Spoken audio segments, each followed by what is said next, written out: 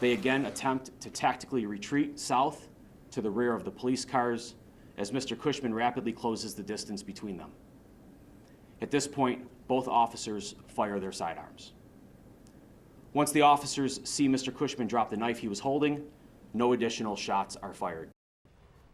Well, this was the moment last year when the Orchard Park police chief described the situation that led to officers shooting a man after a 911 call. And tonight, the family of that Orchard Park man who died is now formally announcing a potential lawsuit against town police. Good evening, I'm Scott Levin. And I'm Mary Alice Demler. They're also calling for changes in police response to mental health incidents with some specific recommendations. Channel 2's Ron Plants has the story.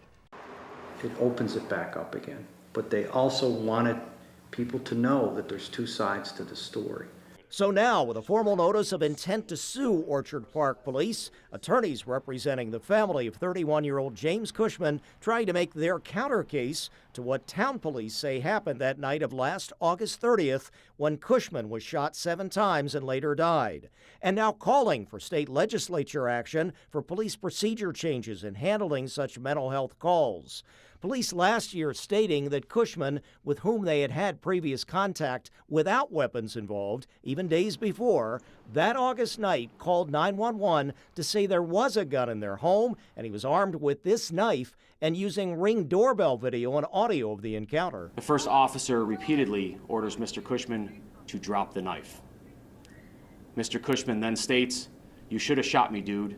But now the family's attorneys questioning the autopsy, showing gunshot wounds in Cushman's back, the apparent non-use of police body cameras, and the overall approach with even a 2021 police plan which called for crisis intervention training. How much crisis intervention training did the officers have before that night? Did they escalate? Did they de-escalate? De-escalation is what they talk about when you're talking to somebody that has a mental health episode. And in this case, he had something in his hand. Oh, no, I'm not saying that he didn't. I'm not saying it. What I'm saying is that they knew at the time they showed up, when he had the knife in hand, that this gentleman had some mental health issues. Would a police officer also think that he or she could be in great jeopardy by somebody coming at them with a knife? Of course. Right. Yeah. And I guess that's what I'm trying to say. Of course.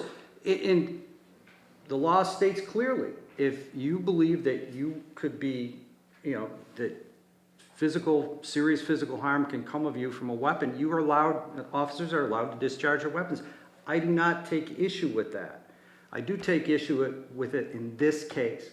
Orchard Park Police with a responding statement that their officers did follow procedures and the law with justification under self-defense, and that while they were returned to duty, the State Attorney General's office is still investigating. On your side, Ron Plants, Channel 2 News.